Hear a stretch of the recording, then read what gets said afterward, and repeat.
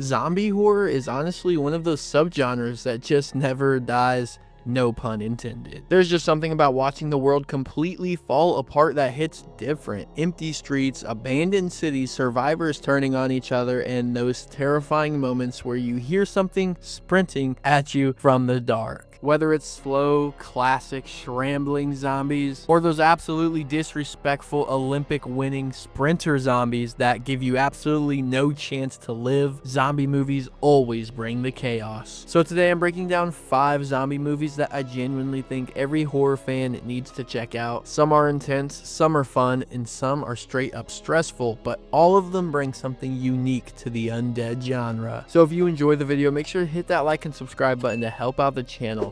But enough of all that, let's get right into these 5 zombie movies. Our first movie is Dawn of the Dead from 2004. Man, this is such a strong way to kick off a zombie horror list. Dawn of the Dead is one of those remakes that honestly had no business going this hard, but it absolutely does. The second those zombies start sprinting, you already know you're in trouble. None of that slow walking stuff. These zombies are fast. Like if you trip once, you are dead. In the mall setting, just perfection. There's just something about being trapped inside a shopping mall that feels both cozy and terrifying at the same time. The movie follows Anna, a nurse who wakes up to the world absolutely collapsing. Within minutes, her quiet suburban life turns into complete chaos as neighbors start attacking each other and the streets fill with the infected. She links up with a group of survivors who eventually take shelter inside a massive shopping mall, thinking it'll be safe. At first, it actually feels like they found a little zombie-proof paradise. Food, stores, beds, everything they need,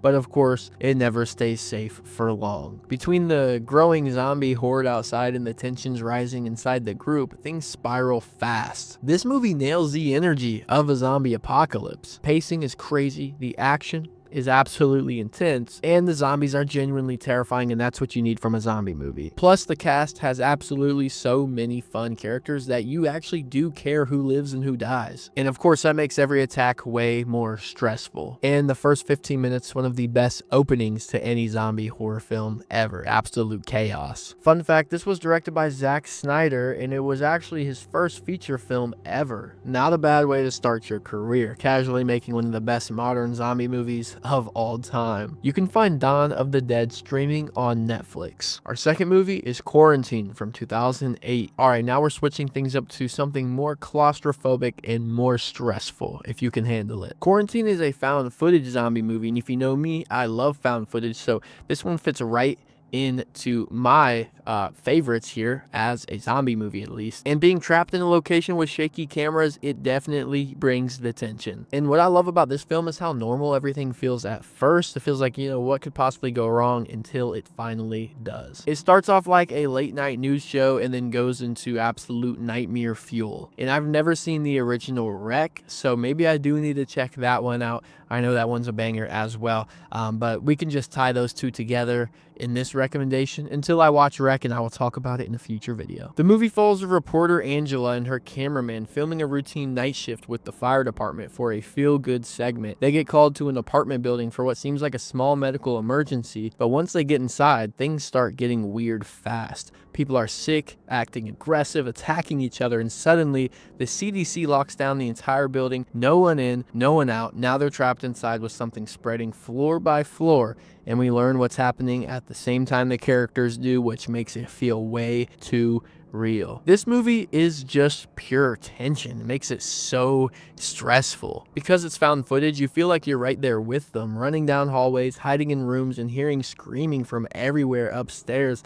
The camera never lets you breathe. And I also love how it goes to, you know, haha, these jokes at the firehouse, and it's all fun and games, and 10 minutes later, everyone is about to die, so it switches up just like that. Also, the tight, claustrophobic apartment setting makes everything feel so trapped. There's nowhere to escape, no open streets, just walls and infected people getting closer. Fun fact, Quarantine is actually a remake of the Spanish horror film Wreck from 2007, and what's crazy is they shot this version almost shot for shot with the original, so again, if you like this one, you basically get another terrifying version to watch as well. You can find Quarantine on Apple and Prime. Our third movie is 28 Days Later from 2002. Now this right here This is my favorite zombie film ever made. 28 Days Later isn't just a zombie film, it feels like an absolute nightmare if you are trapped inside. The vibe, the camera work, the empty streets of the city, everything just feels trapped in the worst way possible, but for a zombie film, the best way possible. And let's be real, these aren't zombies, these are rage-filled humans sprinting at you at supernatural speeds, and it is just so terrifying with how they do it with the camera work. The story follows Jim, who wakes up from a coma 28 days after a mysterious virus outbreak. He walks out of a hospital expecting normal life, and London is completely empty. No people, no cars, no sound,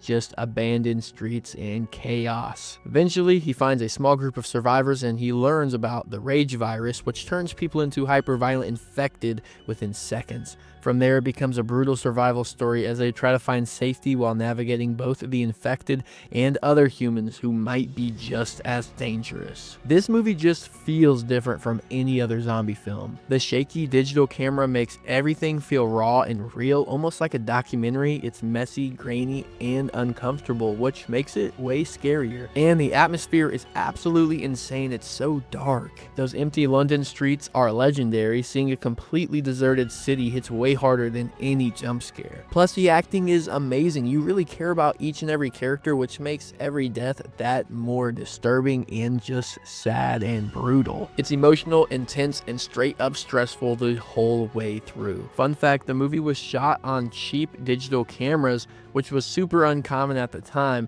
but that low quality look accidentally became one of the film's biggest strengths and helped create the gritty, apocalyptic feel everyone remembers. Also, this movie basically redefined fast zombies and influenced almost every modern horror film after it. Again, just the way they use the camera work to show, the zombie's feet, a zombie head just moving really fast, and then showing the character last second before a zombie would attack him. It is just so terrifying, and it is a unique type of kind of a jump scare which works so well for a zombie movie. You can find 28 Days Later on AMC and Sling. Our fourth movie is Shaun of the Dead from 2004. Alright, we just survived some trauma with 28 Days Later, so let's take a chill pill with Shaun of the Dead. Because Shaun of the Dead is a mix of horror and comedy that blends together so well and is able to explore both horror and comedy and have those shown very nicely. Like, one minute you'll be laughing, and then the next minute someone that you actually really enjoyed as their character will just be getting ripped apart. It's amazing how this movie balances jokes and genuine zombie chaos so well. The movie follows Shaun, a regular dude stuck in a boring life, dead-end job, relationship problems, just going through the motions every day, and then one morning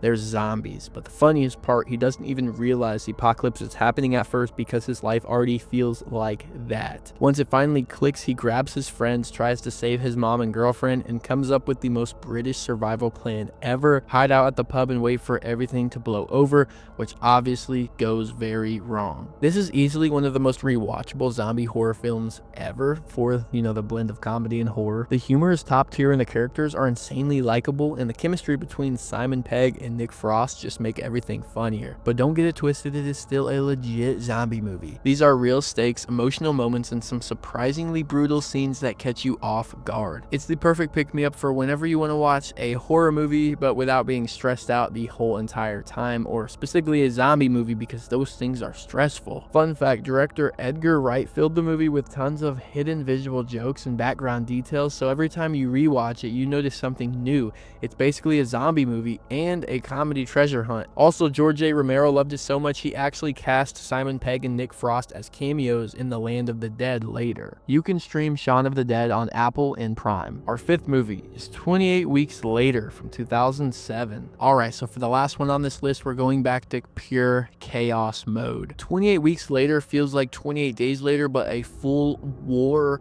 on apocalypse, chaos, intense style. It goes absolutely insane. This one is bigger, louder, meaner, and honestly way more stressful than I expected the first time I watched it. It leans more action heavy and more government oriented around the zombie apocalypse, but don't get it twisted, it is still terrifying. Set 6 months after the events of 28 Days Later, the rage virus has supposedly been wiped out. The US military helps repopulate London, and survivors slowly start moving back into the city, thinking everything is finally safe. Families reunite, kids return home, life feels normal again, and of course, it doesn't stay that way. One small mistake brings the infection back, and once it spreads, the city collapses in a minute. What follows is a total panic as survivors try to escape the military and starts making some very questionable decisions. And yeah, nobody feels safe, not even kids. This movie has one of the most intense zombie horror opening scenes I've ever seen. Like, genuinely heart-pounding right from the jump. The infected are still those fast, rage-fueled sprinter monsters, which are honestly way scarier than slow zombies. And the scale is insane. You have helicopters, snipers, firebombing the city, entire crowds running for their lives. It almost feels like a zombie disaster movie, which makes it so chaotic and